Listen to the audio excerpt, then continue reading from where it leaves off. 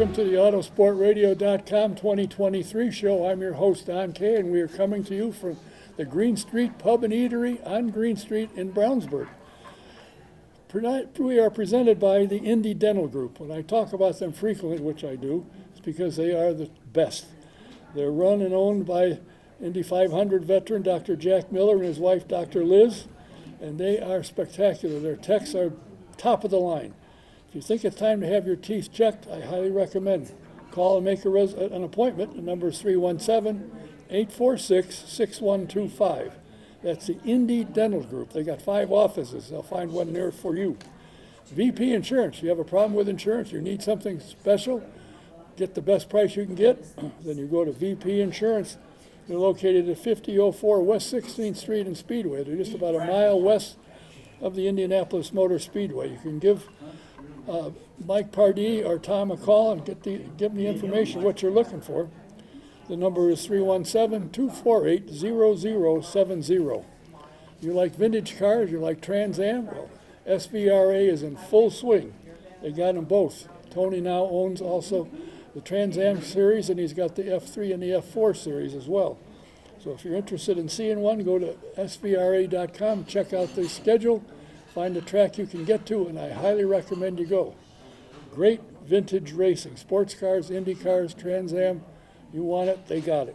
My first guest is a gentleman that I strangely enough, I contacted him, and I didn't know if he was still making appearances. And he answered back and said, yes. I said, ooh. So we set up a date, and it worked out. He's here. And in my opinion, basketball became a major sport in Indiana as a result of what Milan did in 1954, I think. I like that. I'm sorry? I like that. And the following year, they made the finals, but they didn't win the game. It was a phenomenal game, and I want to find out more about the gentleman who made the shot that won the game. Please welcome Mr. Bobby Plump. Hi there. My glasses just cleared up. I can see we have people sitting at these tables. It was so dark I couldn't see anything when I came in. Nice to see you. What started you in basketball to start with? Very interesting thing. I was the last of 6 kids, and when I was in the 3rd grade, my father, who taught school for 20 years, and then when Mom died when I was 5, he went to work in a pump factory, and he was crating pumps and sending them out for A.D. Cook. For a Christmas present, he borrowed some planks from the store, bought a goal, and gave me a basketball when I was in the 3rd grade, and we put it up as high as we could get at our house. I didn't live in Pierceville. I mean in Milan. I lived in Pierceville, a town on a good day we had 100 people. So we got it up 9 feet, and being the last of 6 kids at that time, you know who got to play on it last? Me. It was my ball, my goal, my backboard, and so that's how I started. And it was. If it rained, we had a sawmill down the road, we'd get sawdust, and if it snowed, we'd do the same thing, and we heated our house with a coal stove. That's all we had. And in the wintertime, our fingers would split because it'd get cold. It'd get cold, we'd go in, warm our hand, and then we'd just tape them up and go out and play some more.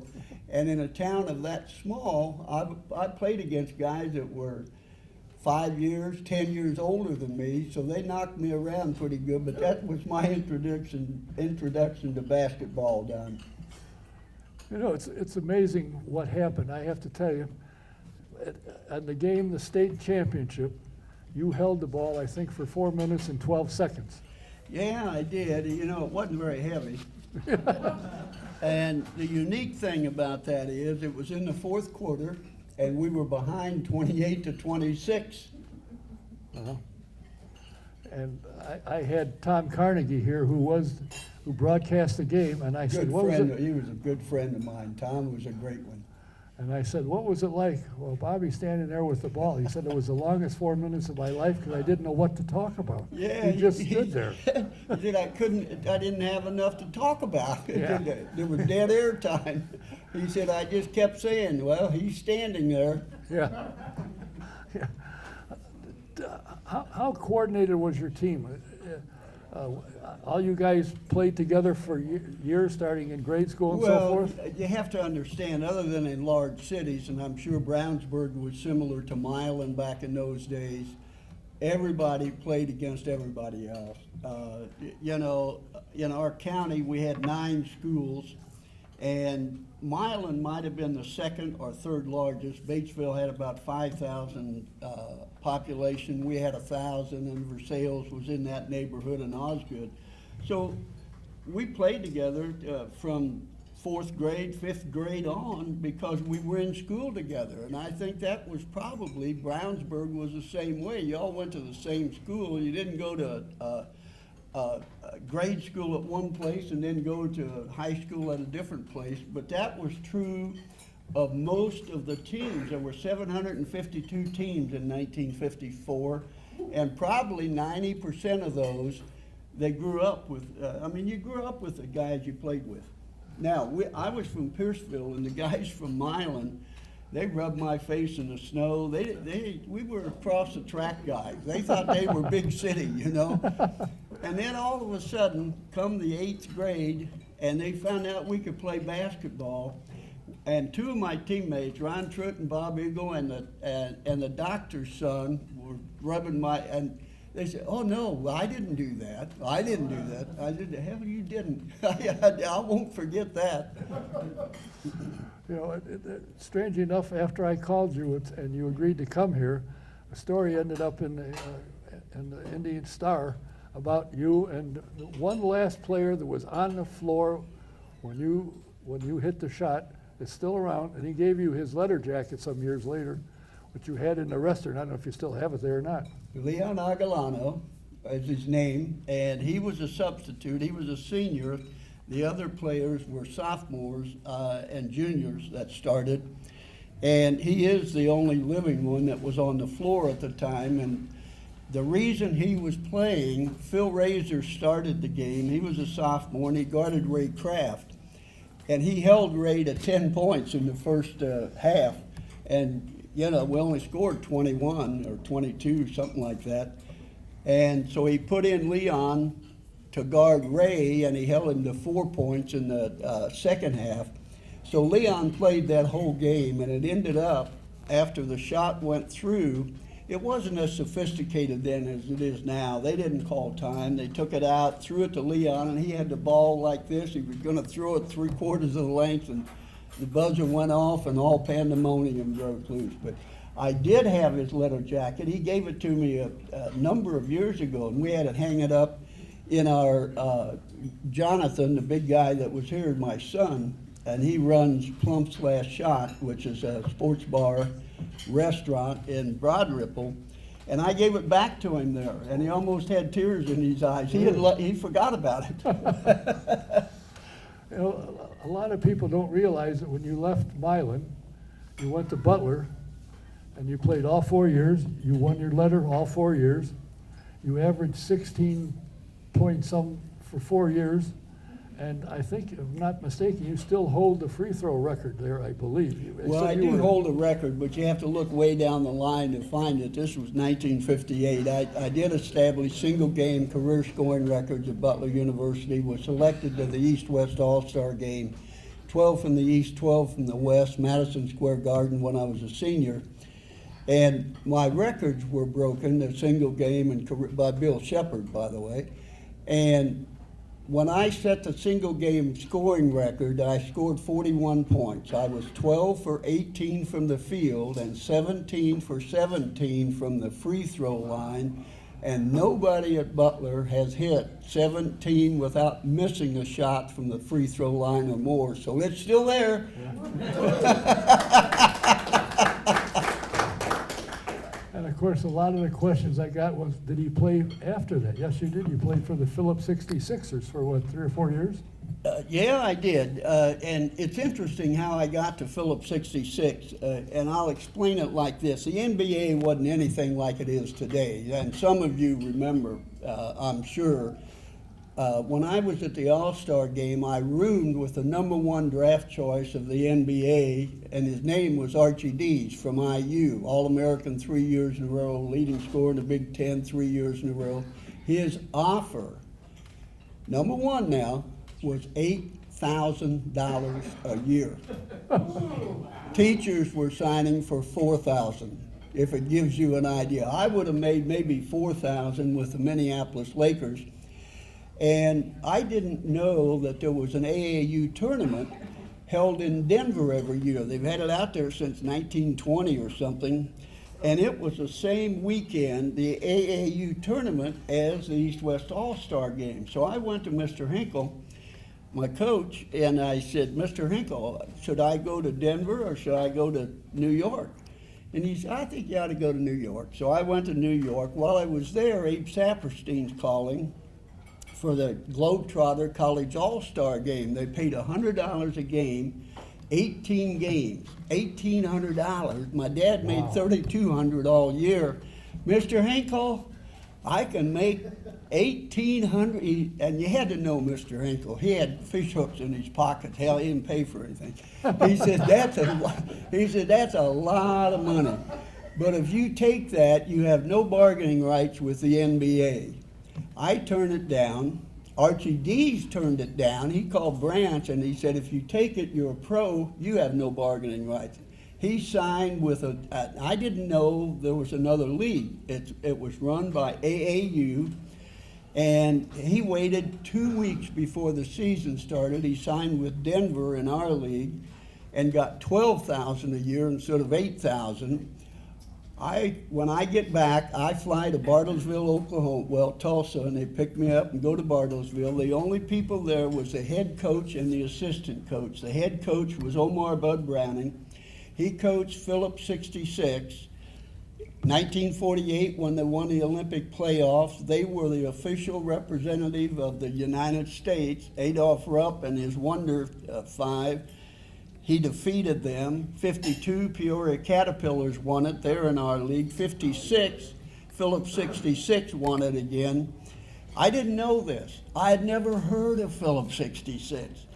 I shoot for 10 minutes, and the coach says, take a shower.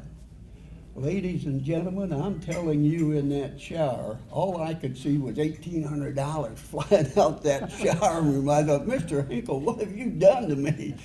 I come out, and Bud said, we'd like to hire you. Didn't ask him how much. I said, that's fine. And I made $6,500 a year, which was pretty good, and I found out we played in a 48-game league schedule. The NBA had 8 teams. Furthest west was Minneapolis. Fort Wayne, Indiana had a team until '56, and then it went to Detroit. A team in Rochester, New York, and Syracuse, New York. We had teams in New York. The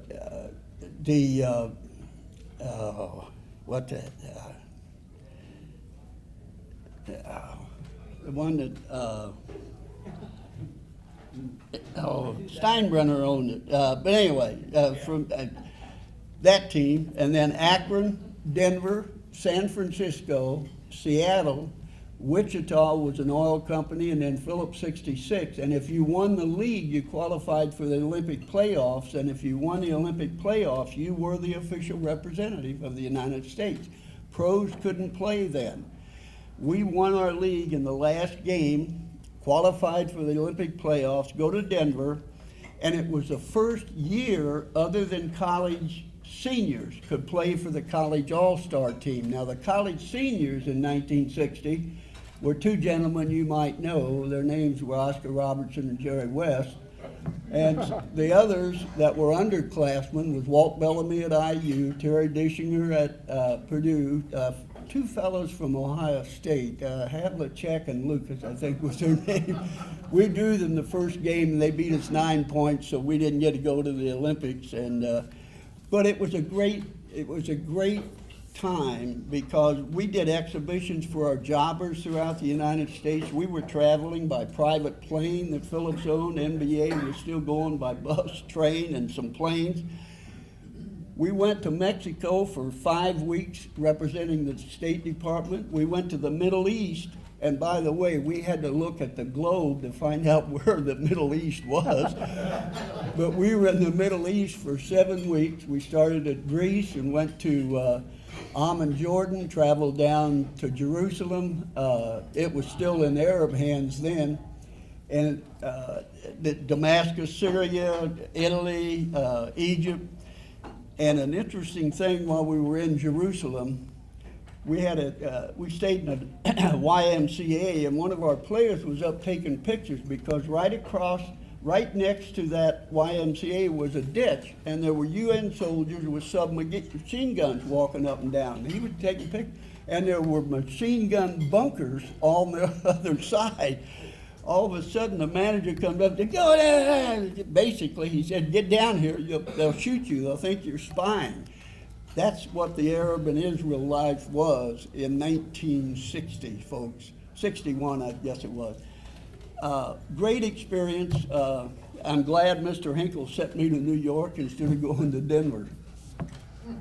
You've had an interesting life, no doubt, and still, as I said in the opening, I got to think the Milan's state win got basketball going in Indiana. People fell in love with the sport, and it's been wild ever since. Well, I think it had something to do with it, and I'll just explain a couple of things. You know, the tournament, sectional, regional, semi-state, and state. Milan, before my junior year, had never won a game in the regional.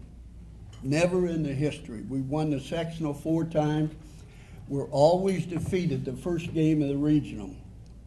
As juniors, well, let me go to the sophomore class. There were 7 of us that dressed for the varsity in 1954. The 7 of us as sophomores were B team players. We weren't varsity. Some of us got a dress for the varsity when we were sophomores. We lost the first game. Our coach, by the way, was Mr. Grinstead. He might have been 40 years old, and we thought he was an old man. I found out later that that's not true. And the second game of the season we lost, there were 7 seniors on the ball club. We're playing the third game, playing Osgood, a county rival. We were down 20 points at halftime. Mr. Grinstead comes in the locker room and points to the 7 seniors and says, "If you don't come back and make a game of this, I'm taking your uniforms." Well, folks, you didn't do that in Indiana. Third game of the season, we lost 82-44. Oh. He draped 7 uniforms across his arm and kicked 7 seniors off the ball club. Think about that. Wow. Man, I mean, that's crazy. He brought the 2 best players back and moved myself and Bob Engel to the starting 5. We won the next game, and 3 weeks later we played Osgood again. We beat him by 12. Had the best season Milan had ever had. Go to the sectional. I'm home with the flu. They wouldn't let me get out of bed. Bob Engel had the flu. One of the seniors that came back had the flu, and a team we defeated during the season beat us by 2 points. Well, that ended that, but here's 7 of us coming back, and everybody's excited. The superintendent fired the coach a month later. You didn't do that either in Indiana at that time when you had a great team coming back. They hired a guy that was 24 years old, had only coached for 2 years, had a 50-50 record at French Lick. His name was Marvin Wood. He played for Mr. Hinkle at Butler. He changed our whole system around. Mr. Grinstead was running gun like the Hurry Hoosiers, score more than the other team, no fundamentals. Woody put in the Hinkle system on offense if we didn't have a fast break, and changed us from a zone to a man-to-man. Closed practice because all the criticism. Mr. Grinstead, the old coach, is living in Milan, coaching 3 miles away, and his wife has a beauty parlor in Milan.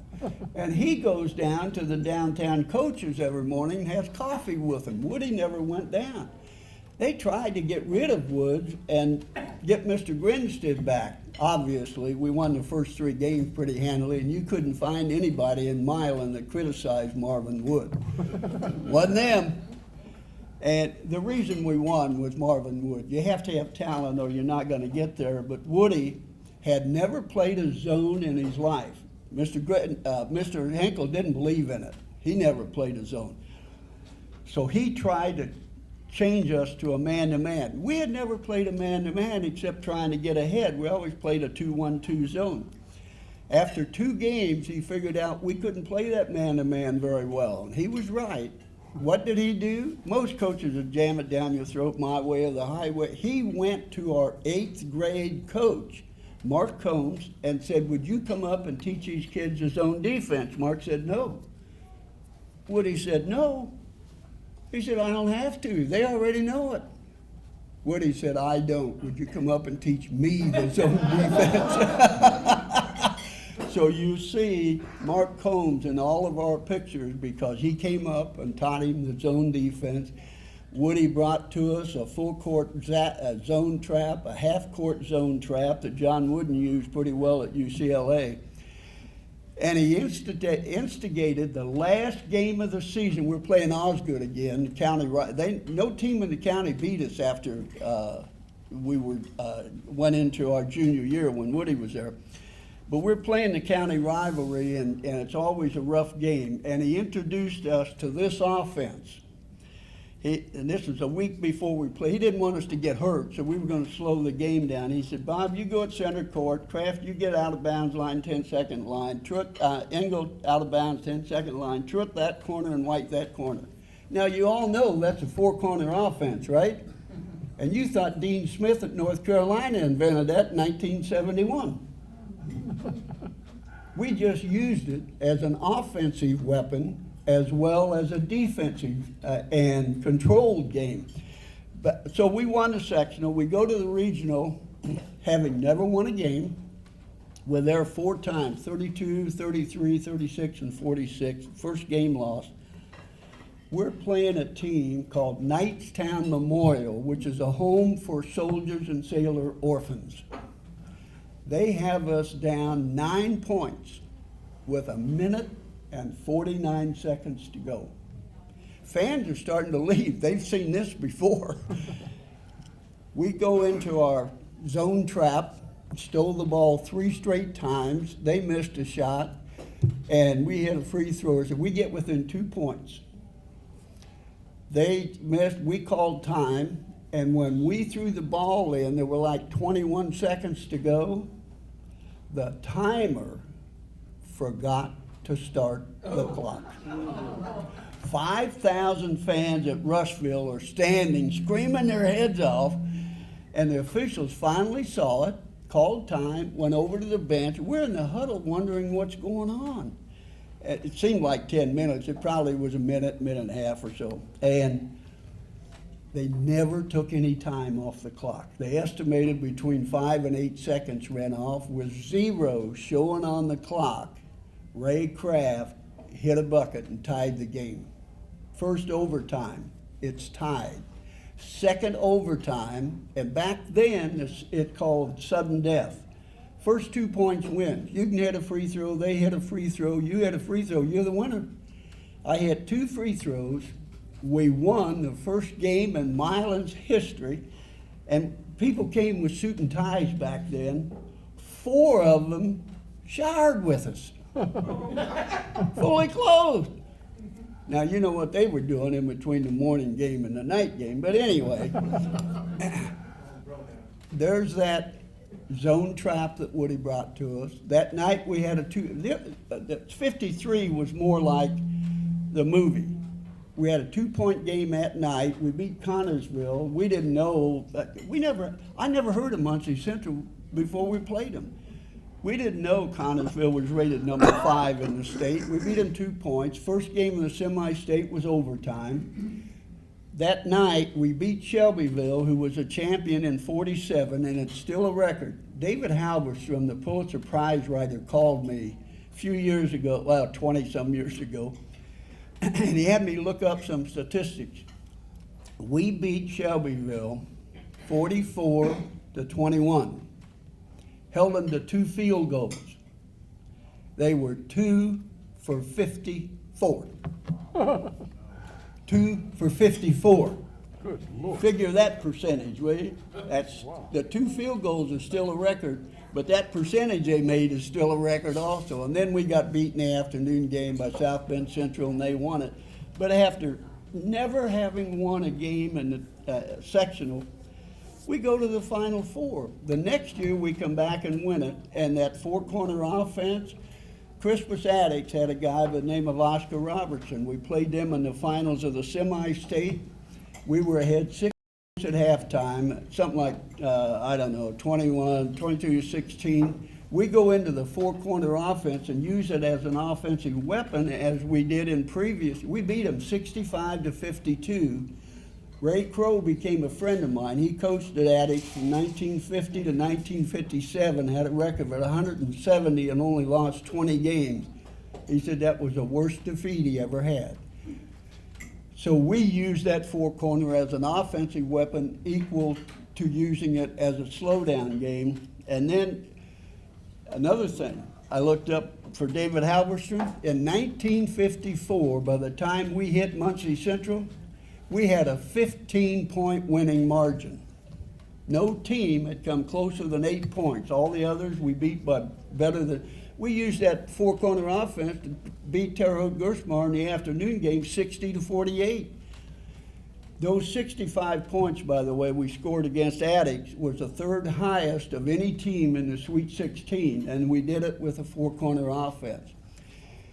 The reason the score was so low against Muncie Central, number one, it was the worst game I played in 2 years of tournament play. I had 71 points in the previous 3 games. Before I made the last 4 points, I only had 6 points in that game. And we were ahead of them 5 points at halftime. I think we had 21 and they had 17 or something. And we had 22. We scored 6 points, they score 11, they're up 28-26. I look over at Woody, and this is at 4 minutes and 17, it's in the 4th quarter. 15,000 fans are standing screaming their heads off. Woody's going like this, and I knew that meant for me to hold the ball, and I did. I stood there for 4 minutes and 17 seconds behind 2 points in the final game of the state tournament, and fans are screaming their heads off, and there ain't nothing going on in the court except guys doing jumping jacks. But you know what? In the huddle, it wasn't like the movie. Woody says, okay, let me catch up. We're behind 2. After we started the offense, Ray Kraft hit a bucket, tied it up. 28-28. We got a rebound. I hit 2 free throws. We go up 30-28. And Ray Kraft, again, they missed a shot. Ray Kraft had a there wasn't anybody within 5 feet of him, and he laid it up, and the ball rolled around and came out. And I've thanked him ever since because they went down and tied the game 30-30. I get across the 10-second line. There are 48 seconds to go. I look over at Woody, and he's going. So they let me stand there till there were 18 seconds to go. We called timeout, and Woody said, here's what we're going to do, and if you follow the coach's instructions, everything turns out all right, right? He said, here's what we're going to do. He said, now, Kraft, you take it out of bounds and throw it to Bob, me. And he said, Bob, you just dribble around till there are 5 or 6 seconds to go, and then you make your move. You can stop, shoot a jump shot, drive all the way. If you can, shoot with enough time left. If you happen to miss it, maybe we could tip it in. Gene White, our starting center, said, well, Woody, if we're going to do that, why don't the 4 of us get on this side and clear it? Woody said, that's a good idea. That's what we'll do. And I said, let's go over it again. He says, Kraft, you take it out and throw it to Bob. Guess who took the ball out of bounds? I did. But when you hit the winning bucket, nobody says anything about that mistake, right? It's been a great, I told Don, now, to give you it back to maybe that's what started a lot of interest in basketball in Indiana. We stayed in Indianapolis that night, drove to Milan the next, by the way, we had a GM dealer in Milan, Chris Volz, and he gave us Buicks for the semi-state, Cadillacs for the state tournament. So we're driving our Cadillacs back down to Milan. Milan's 40 miles due west of Cincinnati. There was an 18-mile-long caravan behind us. We got to Sunman, which is 9 miles from Milan. Cars were parked along the side of the road and people were walking.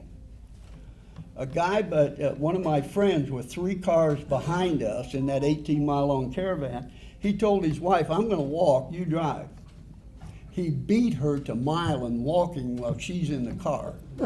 The state police were in Milan because they closed all the businesses and they had the state police come in and guard the town. They estimated between 30 and 40,000 people visited Milan that day, and they came from 5 states.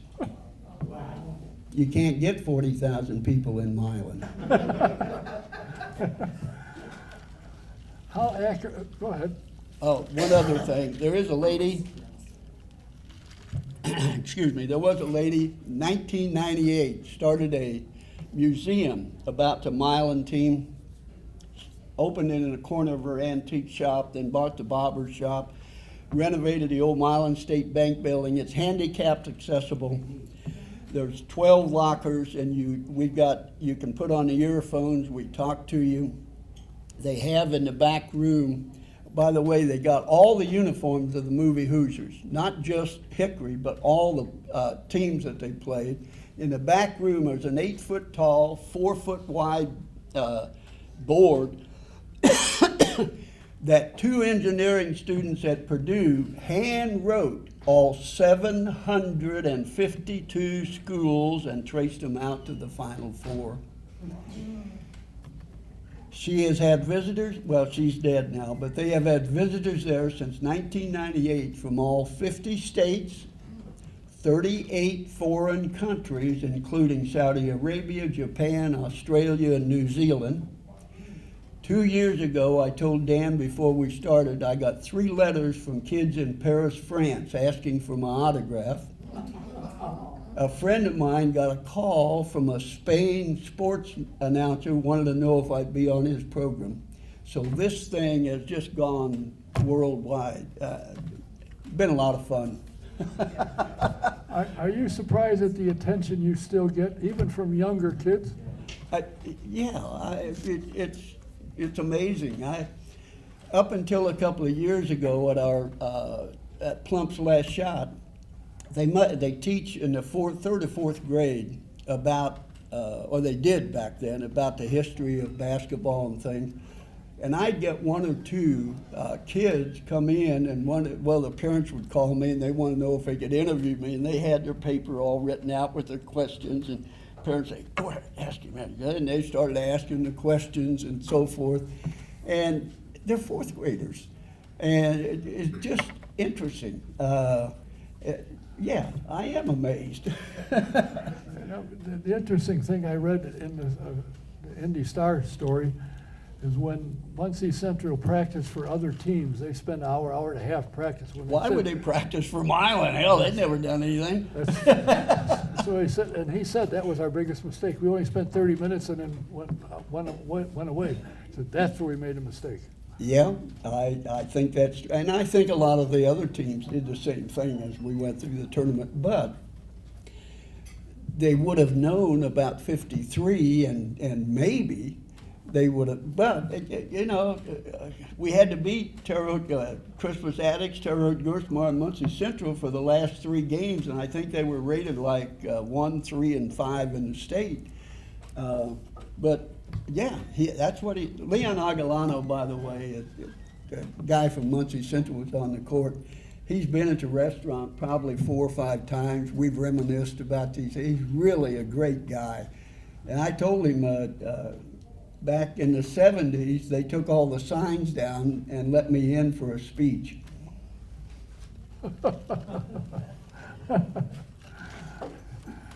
And how many showed up? There were some people there. Not many of them were from Milan, but yeah, they showed up. They had some interesting questions. A lot of the players that played before this team said, it's a good thing we didn't play you. We would have beaten you. Oh, yeah, of course. Yeah, I said, yeah, I heard that before. Well, I'll tell you what, I can't tell you how pleased I am that when I contacted you, I said, well, I wonder if you can see his phone still, and you can. If you would come out and you agreed to do it, and we set up a date, and here you are. Well, it's nice of you to think about it, Don. It really is. It's a pleasure to come out and talk with you and talk with these fine people here. I get a kick out of it. I mean, it's kind of, I'm thankful that I'm still able to walk and get around and do it. I mean, what the heck, I'm going to be 87 in September. Oh, wow.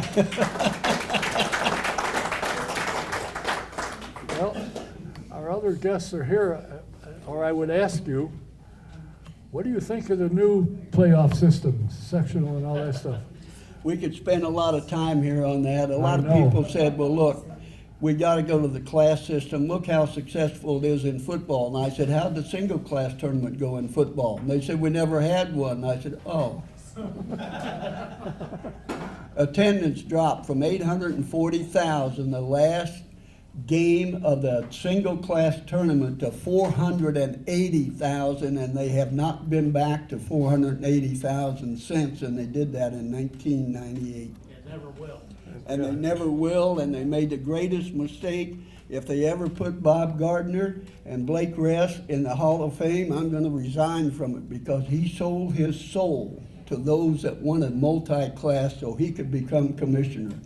And I don't have time to tell that story, but I've got it. And the next time, 4 or 5 years from now, I'll tell you about that. Or stop by Plump's Last Shot in Broad Ripple and have your son get a hold of you if you're in the office slaving away. Yep, just give me a call. It's a block away. There you go. I still do financial planning. It's not hard to sit in a chair. Well, I want to thank you for taking the time. Hey, it's my always pleasure, believe It's me. an honor for me to say, I've not only met him, I've interviewed him, I think this is the 3rd time now. And I'm surprised when I contacted you, you said, sure. Enough of this is a racing program, and we're going to talk racing starting now. But thanks for your time, thanks for being here. What more can you say? Bobby Plump. Thank you all. Hey, thanks for coming, I really appreciate it. Our next guest will be coming up here momentarily, and we're going to go into the racing world for a moment. I have invited somebody that I have known for a long time. He is the team man. He doesn't want to sit in the middle. Well, I don't blame him. He's afraid he might want to hit me, that's why. Oh, no. Stay in between you two. He has been involved in the motorsports world for many, many years. And after I ran into him and got to know him when he was with Bilardi, I said, well, when are you going to move to IndyCar? He said, no more. No more. I've had it. I'm happy where I am. He is a team manager for Abel Motorsports, and he's taken the team from the start to now where they're competitive and they're getting podium finishes. I don't know why he's doing motorsports. His brother is a musician. I don't know why he doesn't play drums, but he doesn't, and he's doing a hell of a job. Please welcome John Brunner. Brunner, I'm sorry. And sitting next to me, the young guy in a t-shirt and shorts, who spent the off season in New Zealand keeping his. That's why I look so tan. Yeah, that's what I thought. Yeah, keeping his seat time and car control under control, and he's starting to make some movements. He almost had the pole at St. Pete, and he could have won the race, but a restart cost him, and he finished 3rd, but he was on the podium, and things are moving ahead. Please welcome Mr. Jacob Abel.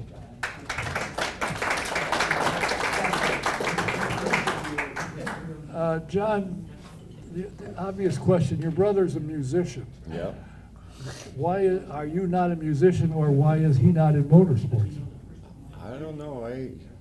I can't figure out that music thing. I don't know. I don't know where you got that. Oh. He plays the drums. Would he have to read music to play drums? Yes. I spent a lot of years while he was trying to learn that. I didn't think he was very good. Well, for those of you that remember Beepline, he was a drummer through the last year or two. And quite a good drummer. He's still playing now with a band once or twice or 3 times a month, whatever it is. Plays with Henry Summer now. I'm sorry? He plays for Henry Summer now. Oh, Henry, oh yeah, Henry Lee, okay. What got you into motorsports? And talk into this thing a little closer. Born in this town. This is my hometown. Obviously, just a few miles from the racetrack. We look forward to every May so we could cut school and hang out at the track, and just kind of got into it early on. Have you ever driven? Not that anybody, no, nothing that anybody wants to hear about.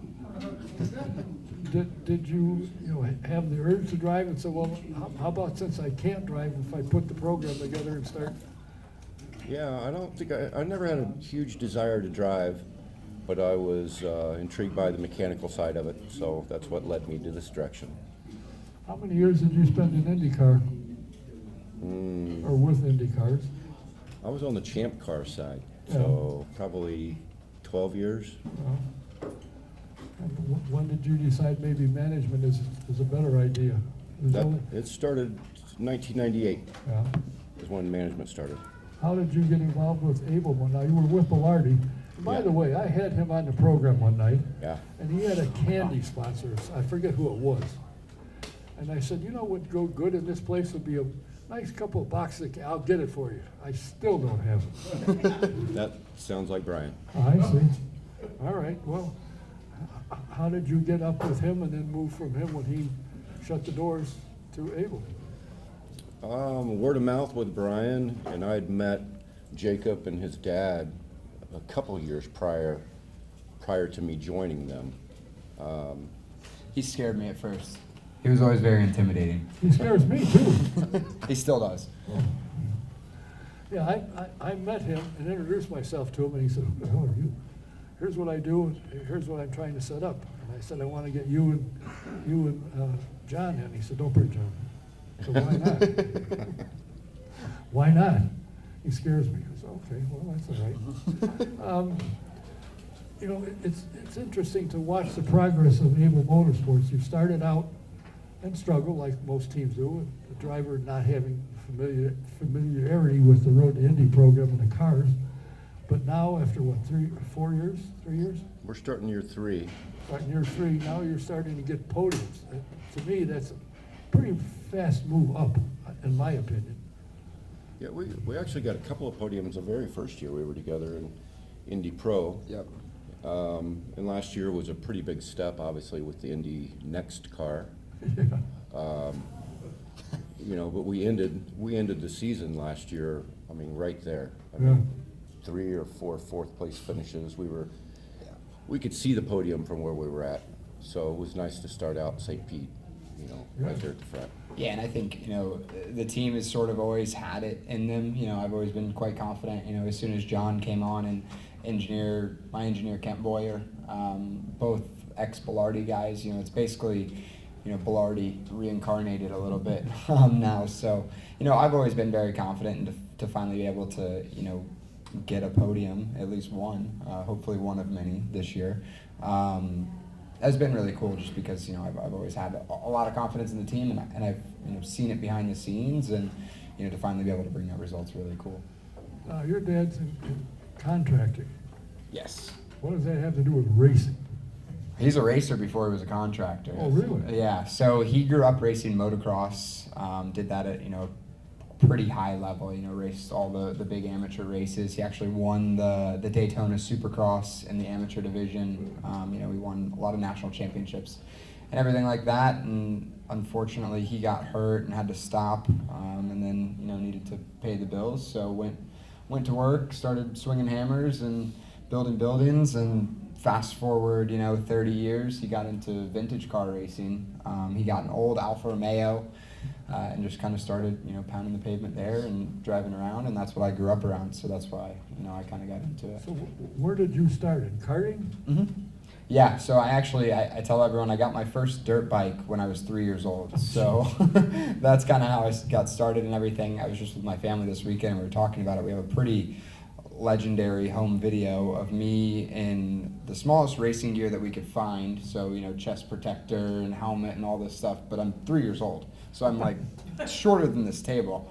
And, you know, it's the old school, you know, video camera and you see me getting on the bike and just full throttle straight into a snowbank, and you see this little 3-year-old body fly about 5 feet off. My mom's screaming in the background. My dad's trying to calm her down. It was a nightmare. So that was probably the early start of the whole racing career for myself. So before you got to the Road to Indy program, what did you race? Go-karts. I started go-karting at a pretty high level when I was probably 14, 15. Starting to do all the, you know, national races and all that stuff. And then my first time in a car was when I was 15 in a Formula 4 car. And then I raced that for the first time when I was 16. So. Have you ever strapped on a tool belt? Yeah, Oh, yeah. really? I was at the shop today. John had me tearing apart a go-kart. But not a construction tool belt, if that's what you're That's referring what I meant, to. Yeah, no, my brother and sister aren't really happy because I'm the youngest, and they both had to work for the construction company at some point, and I kind of got to dodge that bullet by racing cars all the time. Yep. So.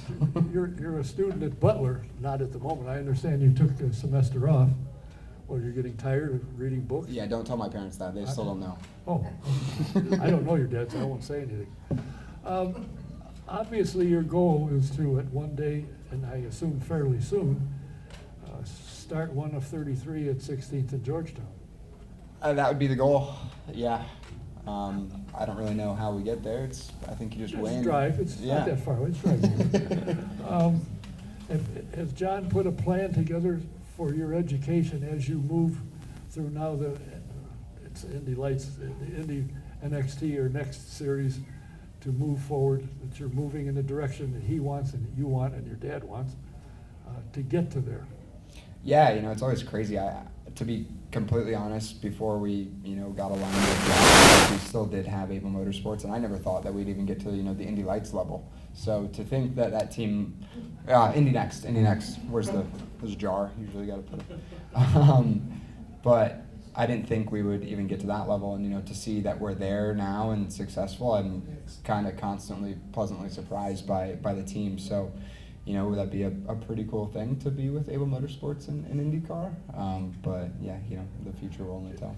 Is your dad willing for that to happen, provided you find the sponsorship behind to help pay the bills? Is he looking forward to you moving up? Yeah, hopefully. I mean, he'd love it. You know, if you win the Indy Next championship, you win, I think, what is it, $1 million now? Did they get it back up Yeah, it's to there? somewhere around there, yeah. Just $1 million. So that gets you, you know, about 1/8 of the way there for IndyCar. So it gets you a head start, but, you know, at that point you get a lot of exposure. So I think that would be, you know, obviously the ideal plan would be to do that. But. What does your mom think about this? She screamed when you went into a snowbank. What does she do now? Well, we've had to kind of keep her under control because it's pretty tough. But at the end of the day, she's very, very supportive of everything. You know, we're a super competitive family. So at this point, she's like, if I'm doing it, I better be doing it well.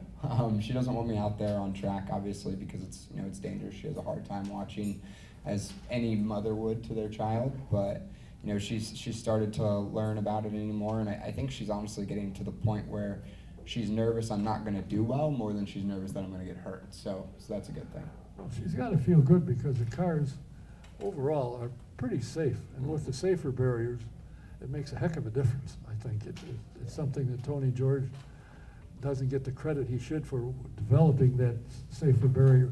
When they first put it at the Speedway, they invited us out to take a look at it, and it was called the soft wall. So dummy runs into it. I got up off the track and I said, that damn thing isn't soft at all. But it wasn't designed for some dipshit to run into it. It was designed for a race car to bang into it at speed. So, but it's amazing, and the lives and equipment it saved. It's quite interesting. John, I understand that during Jacob's seat time in New Zealand that you went over there.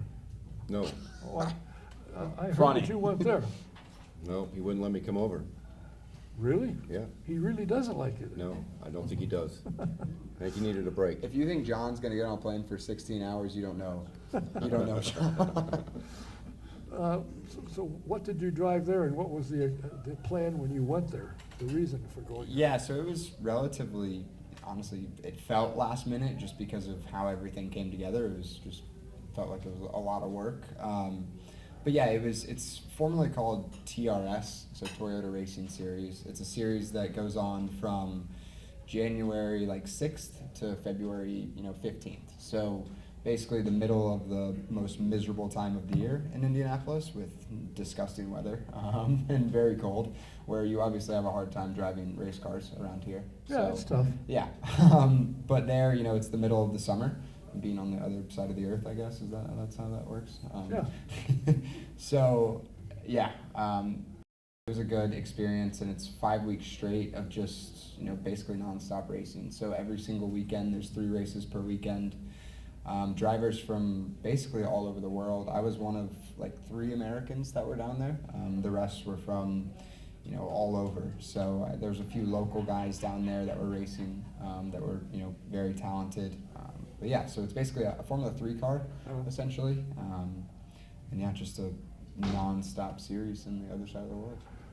How was the competition? How was the competition there compared to what you have here?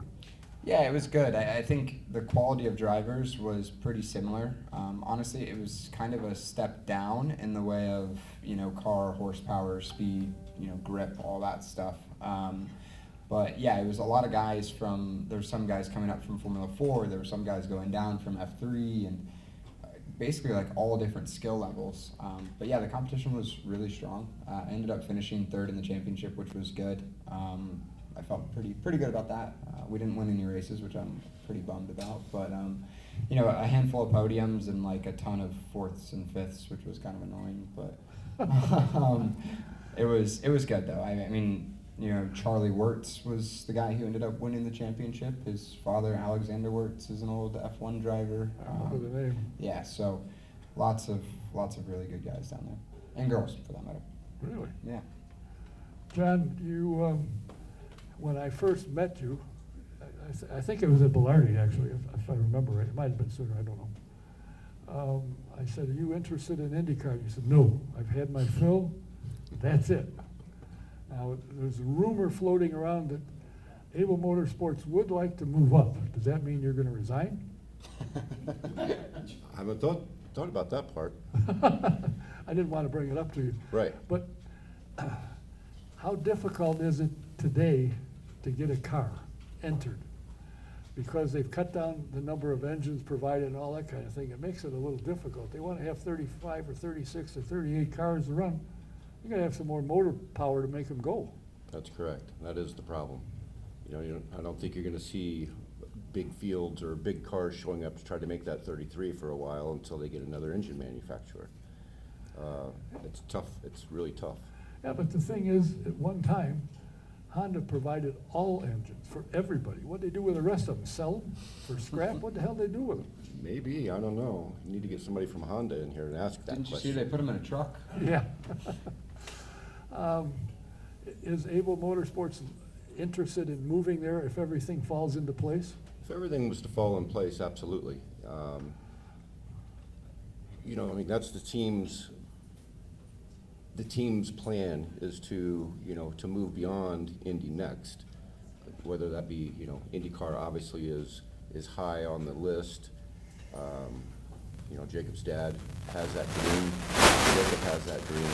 If I can help him get there, I want to help him get there. And if we can't get there, there'll be other options. So, there's other things to look at as well. Whether at some point we look at sports cars. Or, Oh, I don't know. it's interesting. F1. F1.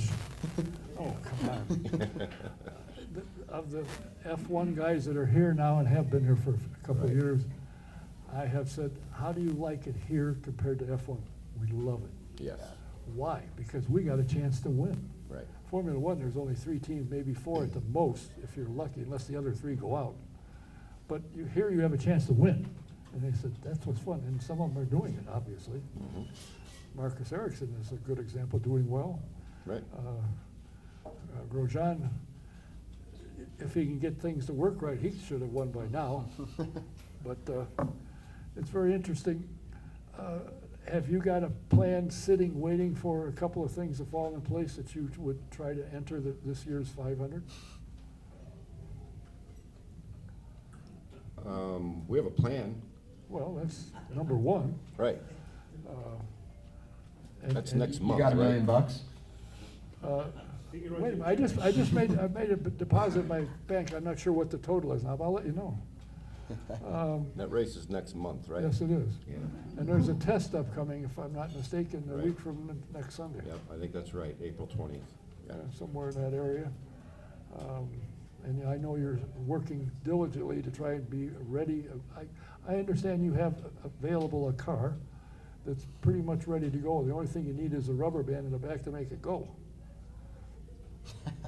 That might, not possibly is true. Right now, we're trying to get ready for Barber Motorsports Park. That's a good idea. Yeah. Yeah, well, I just want to make sure that I remind you that you told me no way. And here you are with a way. Now, That's not the only lie I've ever told you, Don. so I saw on your website that you have another driver now, Yes, Colin Kaminsky. Mr. Kaminsky. Yep. I thought he was driving for his dad. What happened with that program? His dad was ready to hand that off to us. So it's been nice having Colin with the team. He's got some experience too. Yes, he does. Two guys get along. You don't get along with him. You said, do you get along with? Yeah, we kind of bond in a dislike of John, which is great. Kidding. I know. Obviously kidding. Obviously you are. When you told me that, don't invite John, I'll come.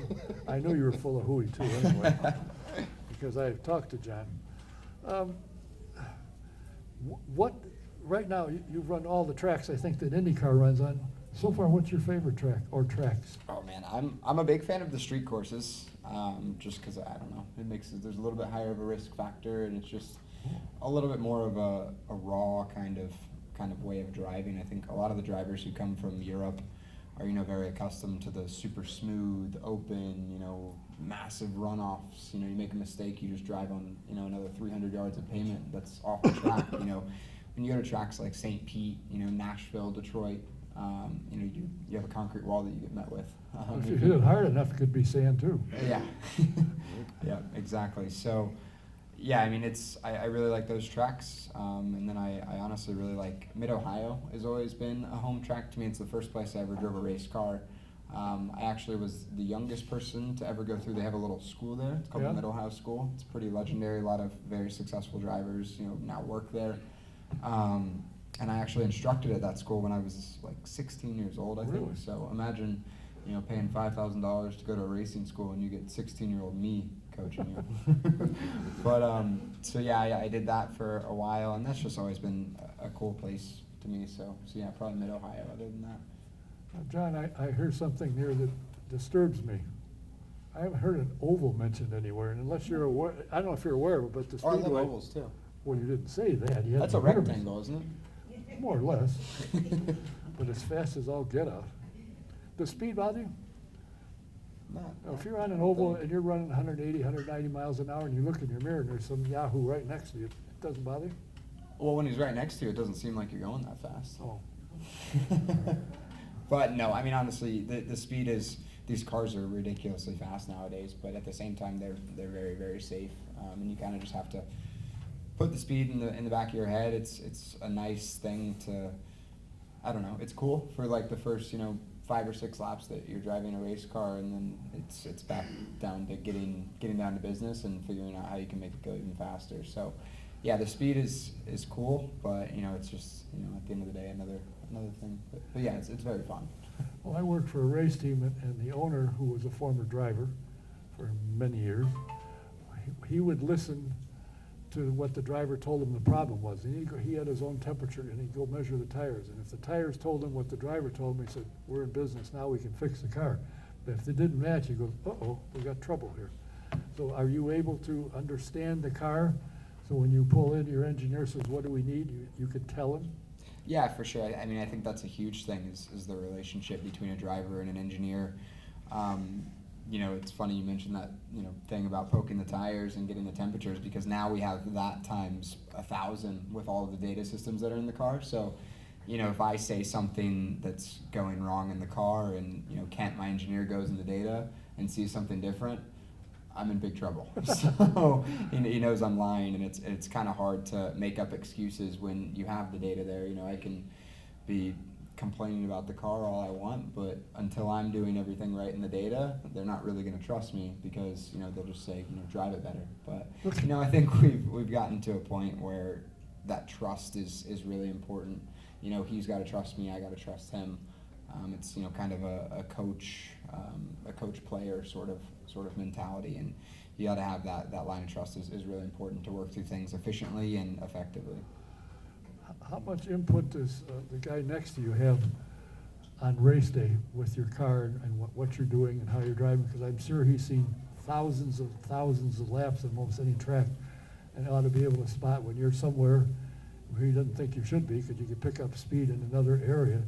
Do you two talk about what might make you a little faster? I don't know, do we? Do I listen? Would I listen? Yeah, he wouldn't listen anyway. No, I generally will talk with engineers. I'll let the engineers deal with the drivers directly. Most of the time it's just reminding everybody the back to the basics when we're struggling. What's your book story? Your engineering book story? Engineering book.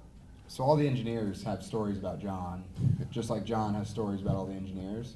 So one of the things is he has this little book. I think you got it at like I don't know where, but like a small little book. It's like race cars for dummies, basically. And whenever things are going bad, he used to walk up into the engineering office, don't say a word, throw the book on the ground and point to it, and say, "Here you go, guys. How hard can it be?"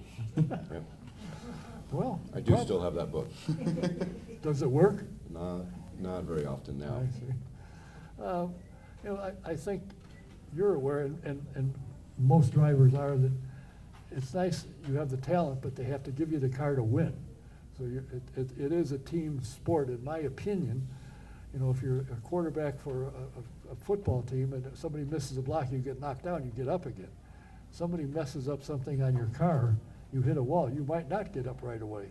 So the teamwork, it is a full team sport. And also, when you think about it, they say football, a sport, is it? They only actually physically exert themselves for about 18 minutes in a ball game, where you're behind the wheel of a car for an hour and a half at times. So it is a sport. I mean, you're risking your life at times, but it's fun to watch. I love it. I've been following it for almost 70 years, even before John was born. Wow. I've been doing this program for over 60 years. Not here, of course. This place wasn't built then. Have you noticed, as you've moved up in the Road to Indy program now to the Indy Next series, that the cars that you had coming through the program have helped you move up? Yeah, for sure. I mean, all these open wheel cars all around the world are pretty similar nowadays. They all have wings, they all have aero, with the exception of the very, very basic cars. So yeah, I mean, they have, a lot of people say too many steps right now.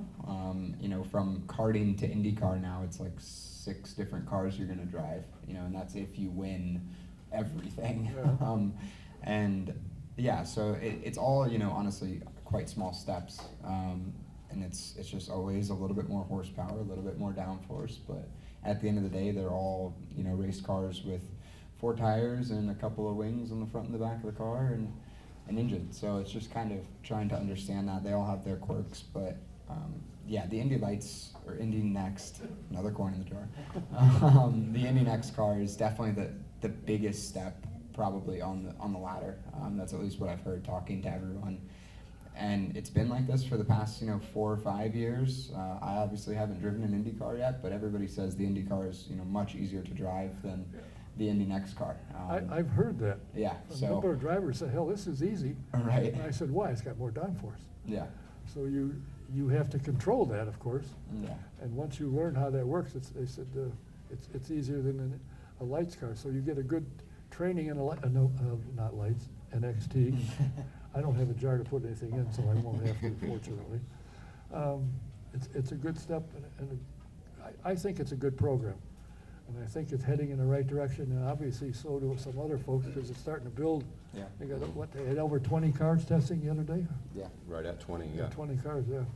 And for that matter, IndyCar had 27, Right. That's wild. which, where was it they were at that I thought was, St. Pete? I thought that was too many cars, because that track's too narrow, and that's my opinion.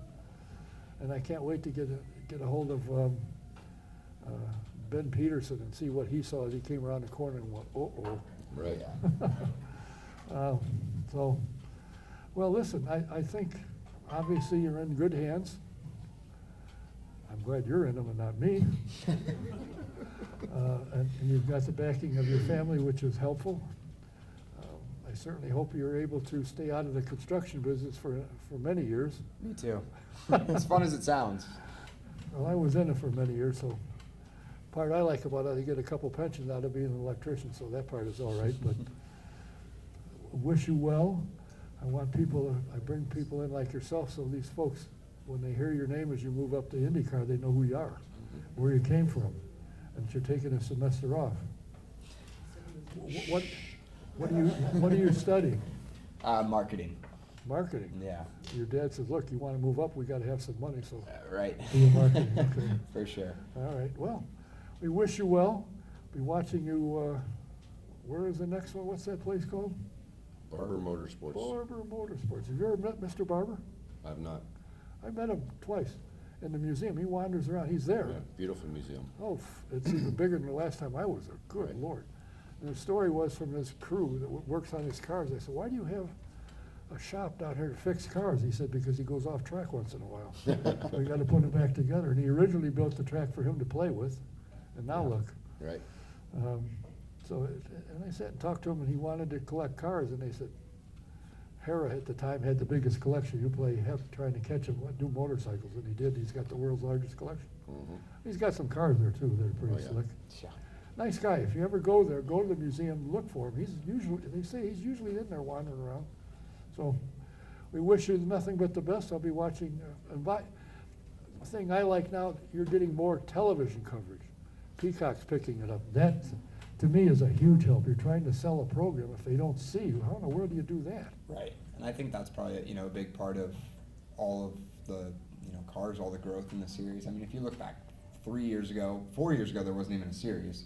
But 5 years ago, there was 10 cars, 8 cars in every race, which is just that's not really, a real racing series. So now that they have, 20 cars, pretty healthily, is pretty impressive. And I think it is kind of a little bit of a trickle down from IndyCar, and you see all these, very successful IndyCar drivers. IndyCar has 27 cars at St. Pete. That's insane. But yeah. So I think that's where it's coming from, is the interest in IndyCars. Boosting the interest in our series, and kind of racing around the world. I think is definitely on the rise, which is super good for everyone here. Well, I have been campaigning for I don't know how many years, and they're tired of hearing me. IndyCar needs a TV show, period, on IndyCar, not for 30 days, not for 2 weeks, for the whole year. Tell people, I get emails from people, the season's over, what's happened, what are they doing? More goes on after the season than Right. during the season, because they got to get ready for the next season. Oh, well. We wish you nothing but the best. I will be on Peacock watching you. Awesome. And the picture I picked up on John was him leaning in, giving you advice before you took off somewhere. I don't remember where it was from. But he's leaning in the car and he is giving you last minute advice. I'm sure it's If probably that's like, what you want to call it. I will, because he's bigger than you. Yeah, And me he's too. younger. Thanks for being here. Good luck to you, and we will, I know how to get a hold of you. As long as he's around, I can find you. So good luck to you, and we'll be following your career. Awesome. Thank you guys. Thanks so much. Jacob Abel, John Brunner. Thank you. Our next program will be April 25th. My so far approved scheduled guests are Callum Eilot, who is moving up very well, driving for Uncos Holliger Racing, and some kid that almost killed himself in a crash at the Speedway. The next year ended up on the pole. He's won some races. He's got a character about him that's unbelievable, and his name is James Hinchcliffe. He said he will be here. He told me that day before yesterday, so mark your calendar. We'll look forward to seeing you.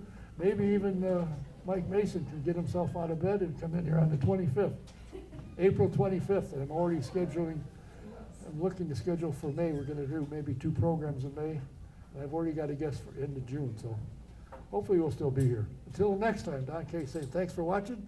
Thanks for being here. Until then, bye.